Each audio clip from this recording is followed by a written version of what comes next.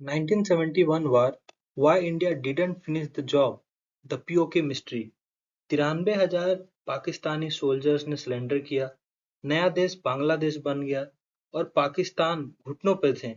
India के पास मौका था ताकि वो हमेशा के लिए पीओके का किस्सा खत्म कर सके, लेकिन फिर भी इंदिरा गांधी ने वापस क्यों खींची अपनी तलवार? क्या ये इंडिया की सबसे बड़ी डिप्लोमेटिक चूक थी? दोस्तों, 1971 का साल इंडिया के लिए गोल्डन चैप्टर था। हमने मैप बदल दिया, एक नई नेशन बनाई और पाकिस्तान को दो टुकड़े में बांट दिया। पर अक्सर एक सवाल हिंदुस्तानियों के दिमाग में आता है कि जब हम इतने मजबूत थे, तो हमने पीओके पाकिस्तान ऑक्युपाइड कश्मीर को क्यों नहीं लिया? आज आज के इस वीडियो में हम हिस्ट्री के उन बंद दरवाजों को खोलेंगे और समझेंगे कि शिमला एग्रीमेंट क्या था, इसके पीछे की असली सच्चाई क्या थी। We will deep dive into the politics, the pressure and the strategy of 1971 कि क्या चीजें ऐसी रही थी जिसके वजह से हमने उस चीज को छोड़ दिया था। तो अगर मैं ये इसका इम्पोर्टेंस के ऊपर बात करूं तो ये टॉपिक सिर्फ एक हिस्ट्री नहीं है, ये इंडिया के लिए नेशनल सिक्योरिटी और जियो पॉलिटिक्स का सबसे बड़ा व्हाट इफ है। अगर मैं इंडियन पॉइंट ऑफ व्यू से बात करूं तो अगर पीओके आज हमारा होता तो हमारा डायरेक्ट कनेक्शन होता अफगानिस्तान और सेंट्रल एशिया से। तो उससे क्या होता है कि सीपीईसी जो कि चाइना पाकिस्तान इकोनॉमिक कॉरिडोर है, जो चाइना ने फंड किया है, जिसके थ्रू चाइना बहुत सारा इन्वेस्टमेंट कर रहा है, उससे हमें कभी ना कभी बाद में एक थ्रेट हो सकता है।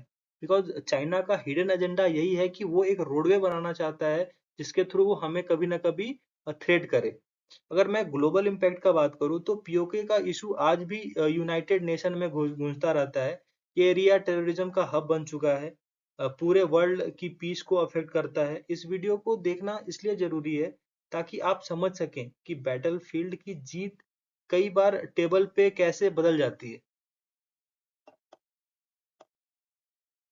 तो अगर मैं एक ब्रीफ हिस्ट्री अगर आपको बताऊं ये कब से स्टार्ट हुआ, तो ये 1971 में स्टार्ट हुआ था। उस समय क्या होता था कि पाकिस्तान में दो पार्ट थे, West Pakistan and East Pakistan.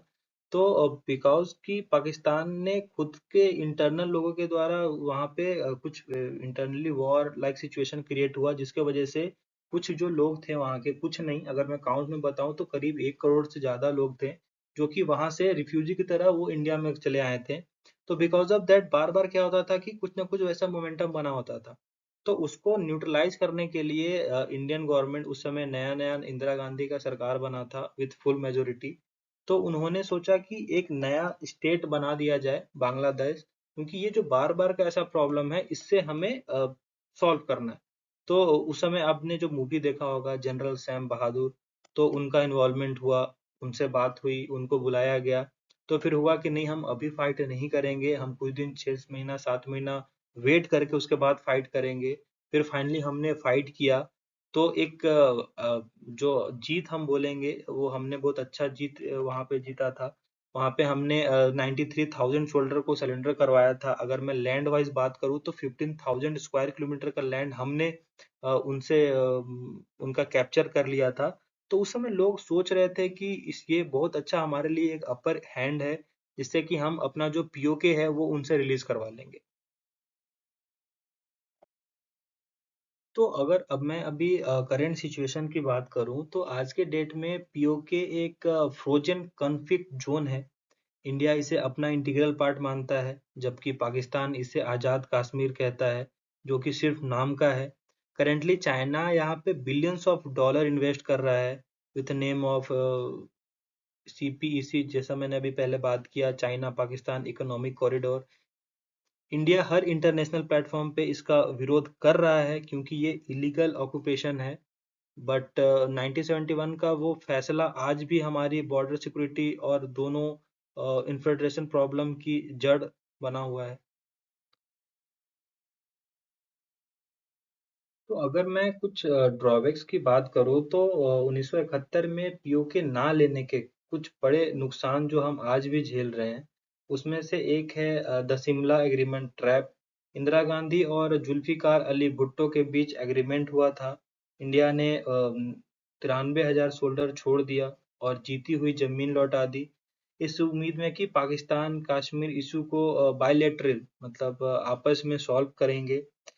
तो बट अब ये कैसे हो रहा है आपको भी पता है, पिछले कुछ दिनों में कैसे उनका क्या रिटेलिएशन होता है। बिट्रायल, पाकिस्तान ने कभी अपना वादा नहीं निभाया, उल्टा उन्होंने प्रॉक्सी वार और टेररिज्म शुरू कर दिया। स्ट्रेटजी लॉस, हमने कारगिल और सियाचिन जैसे मुश्किल लड़ाई लड़ी जो शायद ना लड़नी पड़ती अगर बॉर्डर 1971 में फिक्स ही हो जाती। तो अगर हम ये डीप एनालिसिस करें कि असली मुद्दा है क्या, इंडिया ने क्यों नहीं लिया पाकिस्तान को, तो इसके पीछे दो चार रीजन है। तो पहले अगर हम इंटरनेशनल प्रेशर देखें तो यूएसए का 7th fleet bay of Bengal की तरफ बढ़ रहा था। यूएसएसआर हमारे सपोर्ट में था, बट वो भी नहीं चाहता था कि ग्लोबली न्यूक्लियर वॉर में मतलब ये जो वॉर है वो ग्लोबली न्यूक्लियर वॉर में बदल जाए। तो जिसकी वजह से उसने इंडिया को पहले ही बोला था कि हाँ भाई ये हो गया बहुत, अब इसको आप खत्म करो। इसके वजह से जब वो मीटिंग हुआ इंदिरा गांधी और भुट्टो के बीच में, तो वहां पे ये जो डिस्कशन था पीओके के लिए, उसको वो उतना ज्यादा फोर्स नहीं कर पाए। अगर आप ये इसको ह्यूमैनिटेरियन कार्ड पे देखोगे तो इंदिरा गांधी नहीं चाहती थी कि ये जो वॉर है वो हमलावर जैसा दिखे। वो चाहती थी कि एक मोरल विक्ट्री क्रिएट हो, जिससे मतलब बाकी लोग ये ना बोले कि हमने एक एग्रेसिव उनको थ्रेटन किया है। और उसके बाद एक और है, मुझे नहीं पता मतलब ये कुछ मतलब मैंने कहीं सुना था वीडियोस में ही कि जब इंदिरा गांधी ने बोला भुट्टो को कि मैं ये 93,000 शोल्डर अगर नहीं देती हूँ तो आप क्या करोगे, तो भुट्टो का रिप्लाई था कि अगर आप नहीं देते हो ऐसे भी ये बुज्जिल है, इन्हें ये गद्दारी हैं, क्योंकि ये सिलेंडर अगर कर दिए हैं तो ये देश के लिए गद्दार हैं, तो आप इनको मार दो, मैं ऐसे भी इनको लेके क्या करूंगा। तो ये इस ढंग से उन्होंने एक ड्रामा क्रिएट किया था। और इसका एक और है कि भुट्टो ने ये भी बोला था कि अगर आप ऐसे करोगे तो हमारे यहाँ पे जो डेमोक्रेसी है वो बंद हो जाएगा, मिलिट्री राज हो जाएगा, जिससे आपको कहीं ना कहीं फिर बाद में प्रॉब्लम फेस करना पड़ सकता है। तो ये सब ट्रैप में फंसा के उन्होंने क्या किया था कि ये उनको 93,000 जो सोल्डर हैं उनको रिलीज करवा लिया था। उसके बाद एक और सबसे बड़ा रीजन है कि जो भी लोकेशंस जहाँ पे पीओके में जो पाकिस्तान ऑक्युपाइड करके रखा है, तो वो जो एरिया है वो डिफेंसिव एरिया है। सपोज उसमें क्या है कि जहाँ पे भी वो लोग अपना बंकर या फिर जो अपना होल्ड बना के रखे हैं वो हाइट पे है। तो जब भी अगर हम अटैक में जाते हैं तो हम नीचे से जाएंगे। तो उनके लिए एक एडिशनल एज होता है कि नीचे वाले को मारना। तो अगर हम बिना चाहे अगर उनपे कभी हमला करते हैं तो this is very difficult for us to fight with them and to defeat them. तो आने वाले अगर मैं फ्यूचर इम्पैक्ट की बात करूं तो आने वाले वक्त में पीओके का मुद्दा मुझे लगता है और गर्म होने वाला है, क्योंकि इंडिया गवर्नमेंट ने क्लियरली कर दिया है कि अब बात सिर्फ पीओके की होगी, क्योंकि आर्टिकल 370 के हटने के बाद फोकस शिफ्ट हो चुका है। अगर इकोनॉमिक क्राइसिस के ढंग से देखा जाए तो पाकिस्तान की हालत खराब है और पीओके के लोग बेसिक फैसिलिटीज के लिए प्रोटेस्ट कर रहे हैं। तो वो कहीं ना कहीं एक हमारे लिए फेवर हो सकता है। अगर रिस्क का बात करें तो अगर इंडिया पीओके लेने का स्टेप उठाता है तो ये जो वॉर हम लड़ेंगे फॉर पीओके, तो मुझे हमें ये दो फ्रंट पे लड़ना होगा, एक चाइना से एक पाकिस्तान से, को ट्रिगर कर सकता है। टू समराइज, 1971 में इंडिया के पास मिलिट्री पावर तो थी, पर शायद डिप्लोमेटिक विजन में हम थोड़े पीछे रह गए। हमने ग्रांड गेस्चर दिखाया पर सामने वाले धोखाबाज निकले।